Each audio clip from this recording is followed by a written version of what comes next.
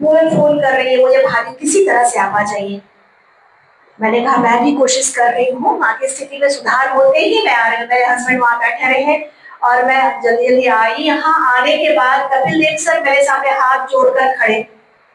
आज वो नहीं है, लेकिन उनकी याद है मेरे पास कि इसको इस स्टेज पर आने की अनुमति आपने कैसे दी। आप बोलिए, आप बोलिए इसको नहीं है तो सोचिए कि वो जो अपने स्टाइल में वो जो भी बनना था, वो उसका अपना स्टाइल था। मैं उसकी आलोचना नहीं कर रही, लेकिन हर स्टेज की अपनी एक मर्यादा होती है। तोड़ मरोड़ कर वो बोल रहा था ना, अंग की धरती पर आपका स्वागत। लोगों को नहीं पसंद आएगा हर जगह। हाँ वो होता है, कहीं कहीं पर होता है, लेकिन हर जगह वो चीज नहीं चलेगा। आपको स्टेज की मर्यादा देखनी होगी, कार्यक्रम कैसा है, कौन आ रहा है। अब सांसद आ रहे हैं, जिलाधिकारी है वहां, और वहां पर आप लगातार आप भी बोलते जाएंगे तो अगली बार से आपको वहां नहीं बुलाया जाएगा। ये मैं आपको लिख कर दे सकती हूँ अपने अनुभव से, दूसरों को देख करके।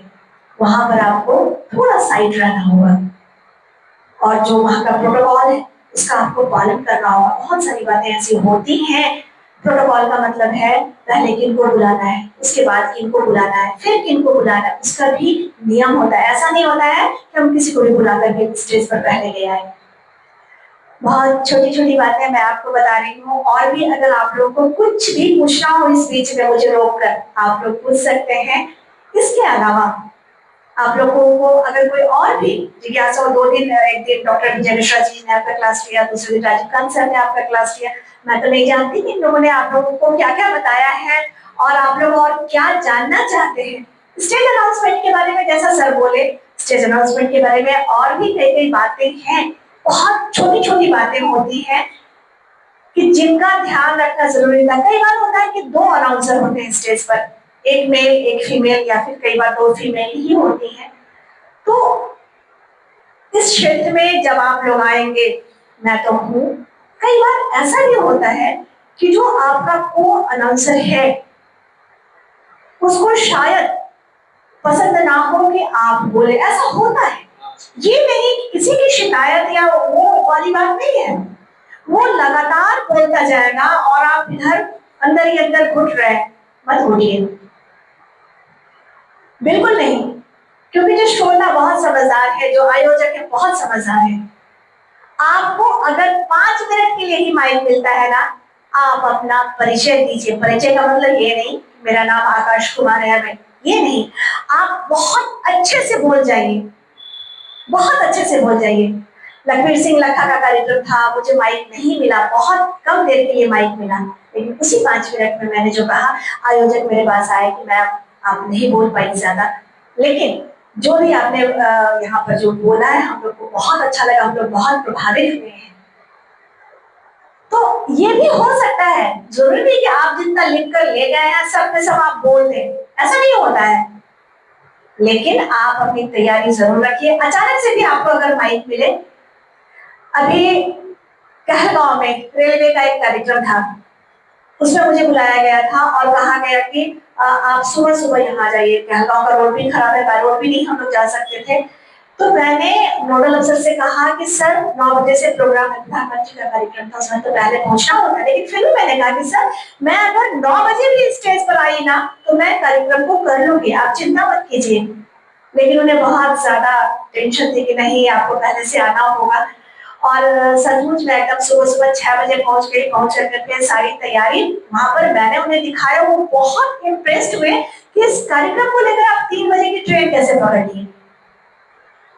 तो वो करना पड़ता है, और जो मटेरियल आपके पास होता है ना, वो आपको दिखाना पड़ता है कि आपको 1 घंटा भी अगर बोलना पड़े आप 1 घंटा भी बोल लेंगे, 5 मिनट भी बोलना पड़े तो 5 मिनट बोलेंगे। मुझे एक कार्यक्रम दिया गया था, यहाँ भागलपुर में ही था, रेलवे का प्रोग्राम था। एक दिन मैंने किया और अचानक से दूसरे दिन मेरे पास फोन आता है कि रेलवे का है, रेल का अमृत महोत्सव है, इसके लिए आपको कार्यक्रम करना है। मुझे कुछ भी नहीं पता था कि ये अमृत क्या है। रेल अमृत महोत्सव इधर का तो पता था, लेकिन रेल का क्या है। लेकिन ये मेरे लिए भी चैलेंज था, और मैंने जो कार्यक्रम किया उसकी गूंज मंत्रालय तक गई। मंत्रालय से मुझे फोन आया कि आपने बहुत अच्छा कार्यक्रम उस दिन किया था, बहुत, क्योंकि पूरे भारत में कार्यक्रम हो रहा था, ऐसा नहीं कि सिर्फ भागलपुर में हुआ था, जो चयनित स्टेशन थे वहां वहां पर कार्यक्रम हो रहा था और मेरा कार्यक्रम बहुत ही अच्छा हुआ। आज आप लोग ट्रेन से जाते हैं, स्टेशन जाते हैं, स्वच्छता अभियान को लेकर आपको स्लोगन सुनाई देता होगा, वो मेरी ही आवाज है और पूरे भारत में मेरी आवाज गूंज रही है। दिल्ली से लोगों ने मुझे फोन किया, दीदी, आकाशवाणी में ही एक लड़का था, बोला दीदी आप ही आवाज है क्या? तो मैंने कहा सुनाओ। श्वेता फोन किया। मुझे भी नहीं पता था कि ये पूरे भारत में ये आवाज गूंज रही है, पटना में, मुगलसराय में, बनारस में, लखनऊ में और कोटा रेलवे स्टेशन पर जब मैं खड़ी थी तो मुझे बहुत सुखद आश्चर्य हुआ कि वहां भी मेरी ही आवाज गूंज रही थी। तो ये ताकत होती है आपकी आवाज की। आप अगर अच्छा बोलेंगे तो वो छूटेगा नहीं ज्यादा दिनों तक। लोग कितना भी आपको दबाने की कोशिश करेंगे ना, किसे आगे नहीं बढ़ने देना है, आप बढ़ेंगे। ये मैं आपको अपना उदाहरण देकर समझा रही हूं कि आप आगे बढ़ेंगे। बीच का कई वर्ष ऐसे ही बीत गया, मेरा महिला हूँ, परिवार की जिम्मेदारियां हैं, बीच का वर्ष बीत गया, बच्चों को बड़ा करने में, इन लॉज को देखने में, वो भी मेरी जिम्मेदारी थी। मैंने वो पूरे दिल से, पूरे मन से किया और इसके चलते मुझे अपने परिवार में बहुत सम्मान मिलता है, रिश्तेदारों में बहुत सम्मान मिलता है। जो महिलाएं हैं उनके लिए भी बोल रही हूँ और जो यहाँ पुरुष, उनके लिए भी। कल को आपकी पत्नी अगर फ्रीलांसिंग करे, कुछ काम ऐसा करे, तो आप उनको सपोर्ट जरूर करना। मुझे अपने परिवार का सपोर्ट मिला तभी मैं आगे बढ़ पाई हूँ। और आज इतने वर्षों के बाद जब मैंने फिर से स्टेज अनाउंसमेंट शुरू किया तो मुझे आज मौका मिल रहा है फिर से। बीच में मैं बिल्कुल छोड़ चुकी थी, लेकिन मुझे मौका मिल रहा। हाँ, रेलवे का कार्यक्रम मैं हमेशा करती रही, चूंकि मेरे हस्बैंड रेलवे में है, तो रेलवे से मैं मालदा से लेकर कोलकाता और भागलपुर, गोड्डा, दुमका और कहलगांव, जहां भी रेलवे का कार्यक्रम होता है, जीएम आते हैं, मालदा में मुझे बुलाया जाता है, डीआरएफ का प्रोग्राम होता है 15 अगस्त 26 जनवरी, मुझे बुलाया जाता है। इतना बड़ा रेल मंडल है मालदा मंडल, लेकिन मुझे ही बुलाया जाता है। अभी जितने भी स्टेशन का भारत वाला स्टेशन महोत्सव हुआ, हर जगह मैं जाती रही। ऐसा भी हुआ कि एक ही दिन दो दो जगह है, तो उसको लेकर के भी हुआ कि मेरे यहाँ आना है, और हमारे यहाँ कभी गोड्डा, कभी दुमका, कभी सबौर। तो मैं जाती रही हर जगह। क्यों? आपकी प्रतिभा छूट नहीं सकती है, और अगर आप ईमानदारी से काम करें तो वो कभी नहीं छूटेगी। कई बार ऐसा भी होता है कि आपको मोटिवेशनल स्पीकर के तौर पर बुलाया जाता है। कल राजीव कांत सर आए थे, उन्होंने बताया होगा। Rajeev Kant sir ICSE board के जितने भी स्कूल हैं वहां पर उनको मोटिवेशनल स्पीकर के तौर पर बुलाया जाता है।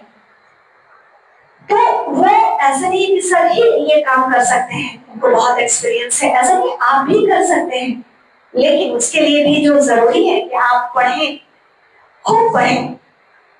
अभी बहुत सारा सुसाइड का केस आ रहा है, हम लोग एक अभियान शुरू कर रहे हैं, आप लोग भी अगर जुड़ेंगे तो मुझे अच्छा लगेगा। जितने भी यहाँ पे हॉस्टल्स हैं, लॉज हैं, आप, हम लोग एक ग्रुप बना सकते हैं, क्यों बरम, हम लोग एक ग्रुप बना सकते हैं और बच्चों को बीच बीच में जाकर हम लोग मोटिवेट कर सकते हैं, कुछ कार्यक्रम उनके लिए कर सकते हैं। क्योंकि जो लोग घर से दूर रहते हैं, कंपटीशन की तैयारी कर रहे हैं, बहुत टेंशन में, बहुत प्रेशर में वो लोग रहते हैं, तो इसको लेकर मैंने एक कार्यक्रम बनाया है और बहुत जल्द इसकी शुरुआत होगी। तो मैं चाहूंगी कि आप लोग भी उसमें जुड़िए, अपने एक्सपीरियंस उसमें बताइए बच्चों के साथ, जो लोग हॉस्टल में रह रहे हैं उनके लिए, ताकि किसी घर का दीपक ना बुझ पाए। अच्छा बताइए, इतना सारा मैं बोल रही हूँ, मैं कहीं कुछ भी मैंने लिखा, आप देख रहे हैं, नहीं, ये सब कहाँ से आता है? पढ़ने से, एक्सपीरियंस से। पढ़िए, आप लोग खूब पढ़िए, और इसके अलावा भी पढ़िए ना। अब पता नहीं आप लोग नॉवेल पढ़ते हैं, हालांकि ये चीज अब फिर से शुरू हुई है। मेरा बेटा वो 20 साल का है और मेरी बेटी अभी 28 साल की है, तो उन दोनों को मैं देखती हूँ कि खूब पढ़ते हैं ये लोग, नॉवेल मंगाते हैं इंग्लिश, आजकल के बच्चे तो इंग्लिश पढ़ते हैं, इंग्लिश नॉवेल पढ़ते हैं।